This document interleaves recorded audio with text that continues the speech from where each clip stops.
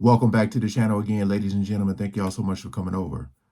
Got this video here from Brian Murray. It says, Black Box Decoded, what the helicopter pilots said. Y'all know what happened in DC.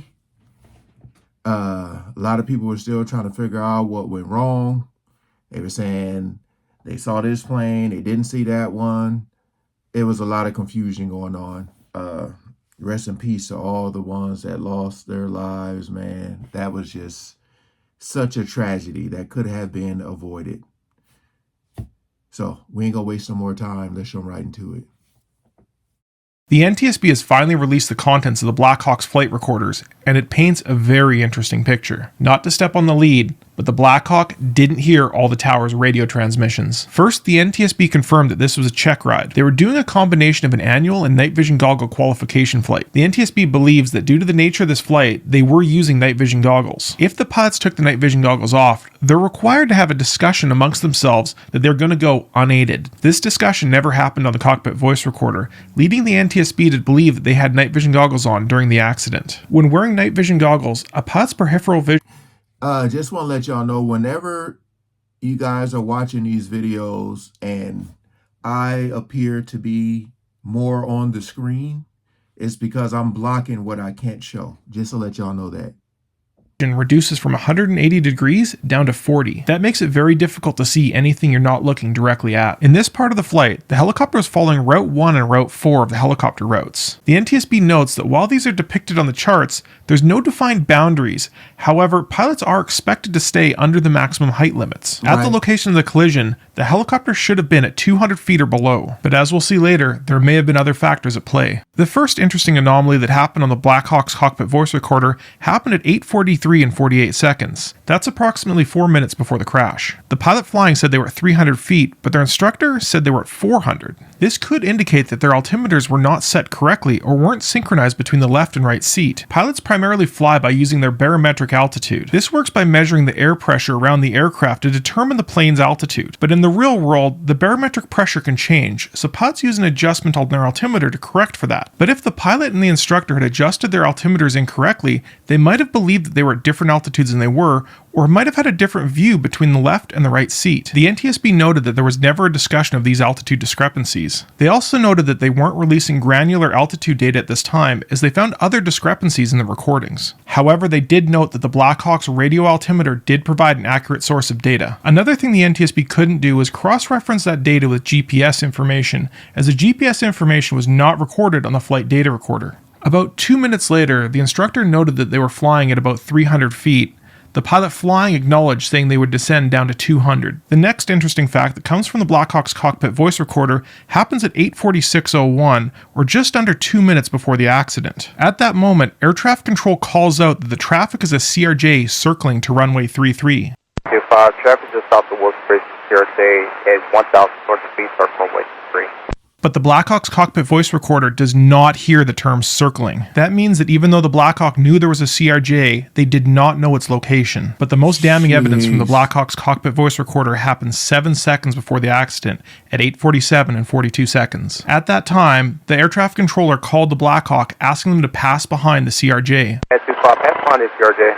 But the Blackhawk pilots keyed their mic before the transmission was done, blanking out the portion that said pass behind. Once again, they missed that crucial location information. Aircraft, including the CRJ and Blackhawk in this accident, use VHF transmissions to communicate between other aircraft and the ground. These radios use amplitude modulation. That's the same modulation used in AM radios in your car. This has the benefit of working over very long distances, but at the expense of clarity and readability. This also has the downside that only one person can be transmitting on the same frequency at any given time. Modern digital radios, like those found in many police forces, offer a very similar range but with dramatically increased clarity. Many also allow multiple stations to be transmitting at the same time. But we don't use those in aviation for fear of breaking backwards compatibility. The instructor then replied to the air traffic control saying that the traffic was in sight and requested visual separation. Aircraft's in sight, request visual separation.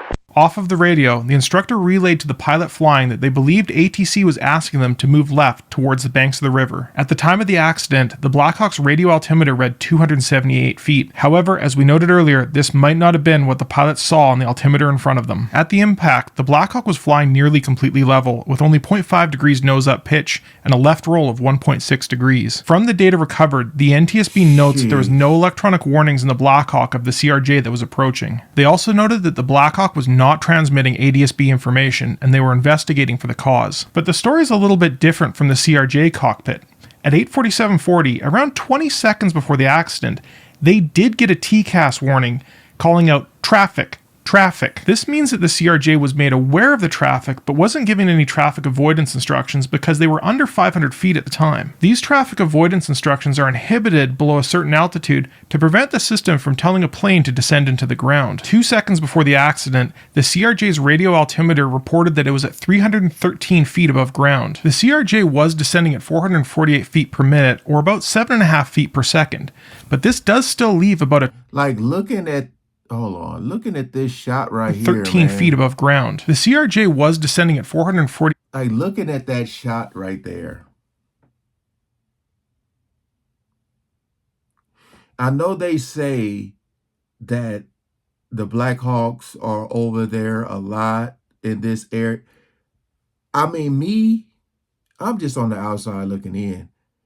I don't know why they would be in the landing area. Like, why are you there, though? You know?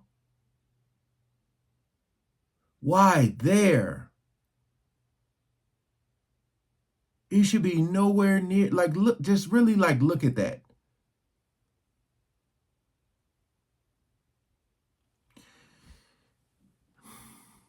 Feet per minute, or about 7.5 feet per second, but this does still leave about a 25-foot discrepancy between the two radio altimeters. Most terrifying in the CRJ data is that the pilots commanded strong control inputs, indicating they saw the accident coming. At the time of the accident, the CRJ was at a 9-degree nose-up attitude and rolled 11 degrees to the left. The elevator on the CRJ was almost at its maximum nose-up position. The pilots did everything they could to avoid it. The NTSB noted that... Damn. Because I had wondered, I was like, I wonder if, because, you know, it was hard to see, like, the true angle.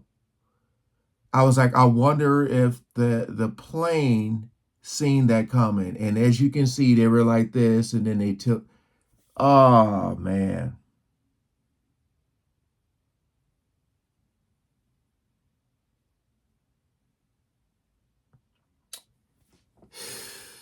They're going to be performing simulations like the ones I do on this channel to see what the Blackhawk pilots may or may not have seen. They did note that the Blackhawk was equipped with an ADSB transmitter, but they don't know if it was turned off or if it was otherwise broken. They still have a lot of work to do, but this data sheds a lot of light on the accident.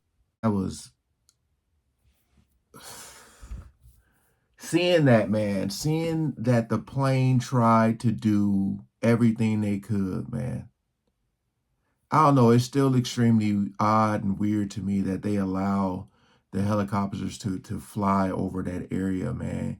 And they'll say like, oh, we haven't had an accident, and that you did now. The best way to prevent is to not even be in that area.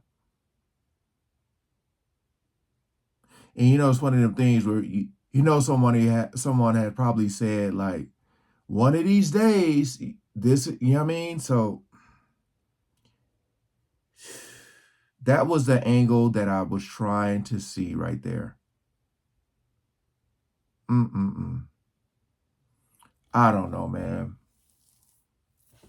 I just trying to go back to that video. Give me 1 second here. Because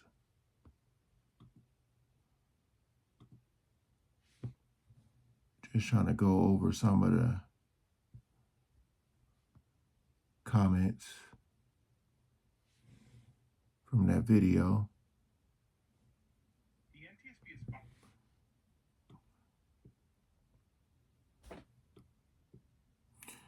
It's absolutely insane that any traffic should be allowed to intersect the path of an aircraft on its final approach to land, regardless whether it's above, below, in front, or behind the aircraft. That's just plain unacceptable, and in this case, deadly. That is exactly how I feel, exactly what I said.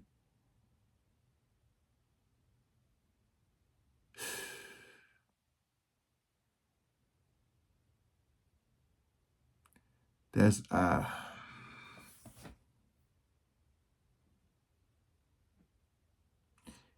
yeah.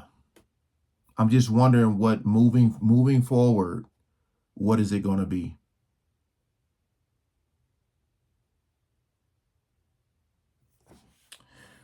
I ain't got too much to say, man. I just wanted to, they really showed the angle I was trying to see, man. I guess it's just very upsetting because of it could have been prevented, man.